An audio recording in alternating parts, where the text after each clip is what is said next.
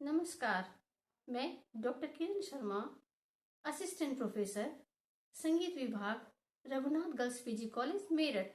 आज हम बात करेंगे श्रुति तथा स्वर के बारे में। श्रुति तथा स्वर, परिभाषा एवं विभेद। जैसा कि हम जानते हैं कि भारतीय संगीत की परंपरा अत्यंत प्राचीन है। प्राचीन काल से ही संगीत जनजीवन से संबद्ध रहा है। भारतीय संगीत की अपनी एक विशिष्ट परंपरा है। भारतीय संगीत आज भी अपने मूल स्वरूप में, या कह सकते हैं कि अपनी मूल अभिव्यंजना को अक्षुण्ण रखे हुए है। महान दार्शनिक प्लेटो ने कहा है कि किसी भी देश की सभ्यता तथा संस्कृति का अनुमान वहाँ की संगीत कला के द्वारा लगाया जा सकता है। प्रत्येक देश के संगीत पर वहाँ की सामाजिक, सांस्कृतिक, धार्मिक परिस्थितियों का प्रभाव पड़ता है। इन्हीं विशेष प्रभावों से होता हुआ संगीत अपनी विशिष्टता बना लेता है। भारतीय संगीत भी इन्हीं परिस्थितियों से गुजरता हुआ विकास की एक लंबी यात्रा पार कर अपने वर्तमान स्वरूप को प्राप्त हुआ है। भारतीय संगीत अपनी विशिष्ट पहचान के कारण ही संपूर्ण विश्व में निरंतर प्रसिद्धि एवं प्रगति की ओर अग्रसर होता रहा है। संगीत वह ललित कला है जो स्वयं ईश्वर को भी प्रिय रही है। इसलिए हम कह सकते हैं कि भारतीय संगीत की परंपरा अत्यंत प्राचीन है तथा यह अपने स्वरूप से संपूर्ण विश्व को गुंजायमान करती रही है। भारतीय संगीत का उद्गम वेदों से माना गया है। जैसा कि हम जानते हैं कि भारत में 4 वेदों का उल्लेख प्राप्त होता है: ऋग्वेद, सामवेद, अथर्ववेद तथा यजुर्वेद। सामवेद पूर्णतः संगीत पर आधारित ग्रंथ है। यद्यपि ऋग्वेद कालीन ऋचाएं भी गाई जाती थीं, ऋग्वेद कालीन ऋचाओं के गान का उल्लेख भी प्राप्त होता है, किंतु सामवेद पूर्णतः संगीत पर आधारित ग्रंथ है। शास्त्रकारों ने संगीत की परिभाषा इस प्रकार दी है: गीतम वाद्यम नृत्यम यत्र संगीत मुच्यते। अर्थात गीत, वाद्य तथा नृत्य, इन तीनों का संगम संगीत कहलाता है। संगीत की यह परिभाषा पंडित सारंगदेव ने अपने ग्रंथ संगीत रत्नाकर में दी है। यद्यपि इससे पहले भी संगीत की परिभाषा देते हुए कहा गया था, सम्यक प्रकारेण यद गीते तत्संगीतम। अर्थात जो सम्यक प्रकार से शुद्ध हाव भाव से गाया जाए वह संगीत है। किंतु संगीत मात्र गायन ही नहीं है, इसलिए उस परिभाषा को अपूर्ण माना गया तथा पंडित सारंगदेव द्वारा दी गई इस परिभाषा को संपूर्ण माना गया। संगीत का मूल आधार नाद है। संगीत में नाद के 2 प्रकारों का उल्लेख प्राप्त होता है: आहत नाद और अनाहत नाद। नाद भारतीय संगीत का मूल आधार है। नाद को ब्रह्म की उपासना दी गई है। संगीत के 2 प्रकार के नादों में अनाहत नाद वो है जो संपूर्ण सृष्टि में व्याप्त है। इसे ही आदिनाद ओम की संज्ञा दी गई है। इसी आदिनाद की साधना हमारे योगी तथा मुनि करते रहे हैं। ऐसा माना जाता है कि यह अव्यक्त रूप में संपूर्ण चराचर में व्याप्त है। संगीत में जिस नाद का प्रयोग होता है वह मधुर एवं कर्णप्रिय आहत नाद है। क्योंकि संगीत का मूल आधार ही नाद है, इसलिए नाद से ही श्रुति, श्रुति से स्वर तथा स्वर से रागों की उत्पत्ति होती है। श्रुति क्या है? श्रुति अत्यंत सूक्ष्म ध्वनि है।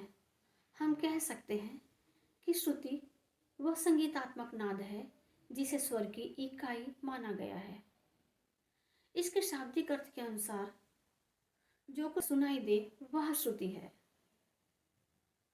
ग्रंथों में कहा गया है कि श्रूयन्ते इति श्रुतिया, किंतु ऐसा नहीं है। हर सुनाई देने वाली ध्वनि श्रुति नहीं है। श्रुति का संबंध मधुरता से है। श्रुति की और विस्तृत व्याख्या देते हुए कहा गया है कि नित्यम गीतोपयोगित्वम मापि ज्ञेयश्च त्वमत्युत लक्ष्य प्रयुक्तम सुपर्युक्त संगीत श्रुति लक्षणम। अर्थात वह ध्वनि जो गीत में प्रयोग की जा सके, अर्थात गीतोपयोगी हो, एक दूसरे का अंतर स्पष्ट हो सके, अर्थात एक दूसरे से अलग स्पष्ट व पहचानी जा सके, वही श्रुति कहलाती है। नादों की संख्या असंख्य है। उन नादों में से ही कुछ प्रमुख मधुर नाद चुन लिए गए जिन्हें श्रुति की संज्ञा दी गई। संगीत उपयोगी श्रुतियों की संख्या 22 मानी गई है। स्वर क्या है? स्वर संगीत का मौलिक उपकरण है जो आहत नाद से उत्पन्न होता है। स्वर की उत्पत्ति श्रुतियों से हुई है। स्वर की परिभाषा देते हुए अभिनव गुप्त ने कहा है कि जो स्वयं प्रकाशित हो, रंजन करता हो तथा ध्वनि करने की क्षमता रखता हो वह स्वर कहलाता है।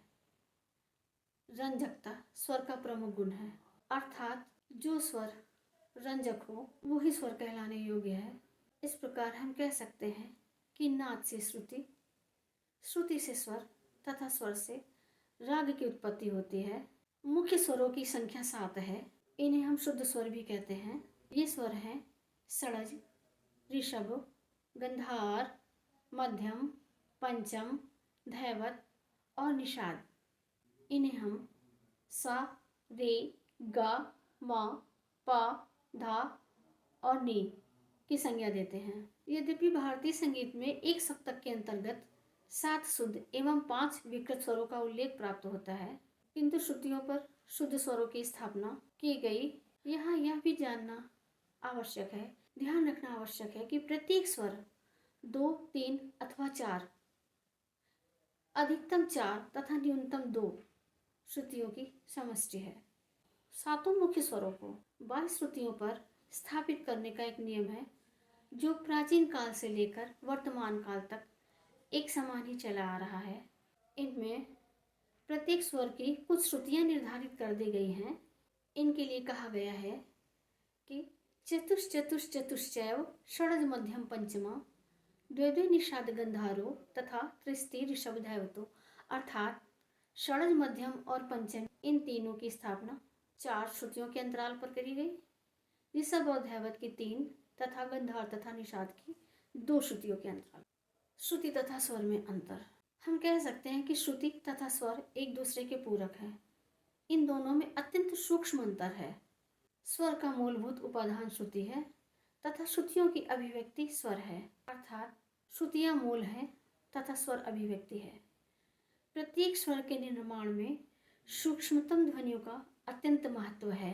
पंडित होबल ने अपने ग्रंथ संगीत पारिजात में श्रुति तथा स्वर का विभेद स्पष्ट करते हुए कहा है। उन्होंने श्रुतियों तथा स्वर को कुंडली एवं सर्प की संज्ञा दी है। उनके अनुसार जिस प्रकार सर्प अपनी कुंडली में स्थित रहता है, उसी प्रकार स्वर श्रुतियों के अंदर स्थित रहते हैं।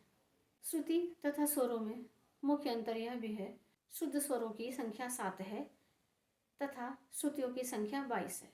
इस प्रकार हम कह सकते हैं नाद से श्रुति, श्रुति से स्वर तथा स्वर से राग की अभिव्यक्ति होती है। श्रुति स्वयं में रंजक नहीं होती, किंतु स्वर की रंजकता में सहायक होती है। श्रुतियां ही स्वरों में परिवर्तित हो राग को प्रत्यक्ष रूप प्रदान करती हैं तथा श्रुति और स्वर एक दूसरे पर आश्रित हैं। स्वर के बिना श्रुति तथा श्रुति के बिना स्वर का अपना कोई अस्तित्व नहीं है। 22 श्रुतियों के नाम, जैसा कि हम जानते हैं हमारे संगीत ग्रंथों में 22 श्रुतियों का उल्लेख किया गया है। श्रुतियों की संख्या 22 है। श्रुतियाँ अथवा संगीतात्मक नाद, संगीतात्मक नाद को ही श्रुति कहा गया है। और ये 22 श्रुतियाँ इस प्रकार हैं: तीव्रा, कुमुदुती, मंदा, छंदोवती, दयावती, रंजनी, रत्तिका, रौद्री, क्रोधी, वज्रिका, प्रशारणी, प्रीति, मार्जनी, क्षिति, रक्ता, संदीपनी, अलापनी, मदंती, रोहिणी, रम्या, उग्रा तथा क्षोमिनी। इन्हीं 22 श्रुतियों पर स्वरों की स्थापना करी गई है। यद्यपि शुद्ध स्वरों की जो स्थापना करी गई है वो प्राचीन काल से लेकर मध्यकाल होते होते एवं वर्तमान काल तक आते आते एक ही प्रकार से है, अर्थात षडज, मध्यम, पंचम की 4 श्रुतियाँ प्राचीन काल तथा मध्यकाल में भी मानी जाती थीं और आधुनिक काल में भी मानी जाती हैं। ऋषभ तथा धैवत की 3-3 श्रुतियाँ एवं गंधार तथा निषाद की 2-2 श्रुतियाँ प्राचीन एवं मध्यकाल में भी मानी जाती थी तथा वर्तमान काल में भी मानी जाती हैं। अंतर केवल स्वरों की स्थापना के क्रम में है। जहाँ प्राचीन एवं मध्यकाल में श्रुति की शुद्धावस्था उसकी अपनी अंतिम श्रुति पर मानी गई। उदाहरण के लिए जैसे षडज की 4 श्रुतियाँ मानी गई हैं, तीव्रा, कुमुदती, मंदा तथा छंदोवती। तो प्राचीन एवं मध्यकाल में षडज की स्थापना अपनी अंतिम चौथी श्रुति अर्थात छंदोवती पर की गई।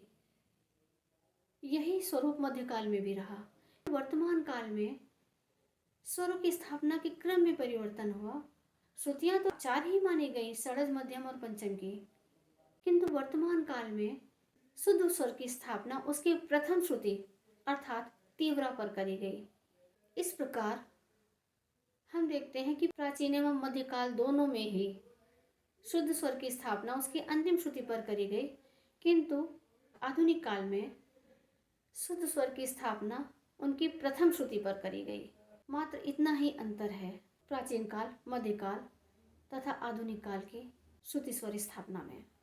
इस प्रकार हम देखते हैं कि संगीत का आधार नाद है। नाद से श्रुति, श्रुति से स्वर तथा स्वर से राग की अभिव्यक्ति होती है। श्रुति संगीत का मौलिक उपकरण है। श्रुति का आधार है मधुर एवं कर्णप्रियता।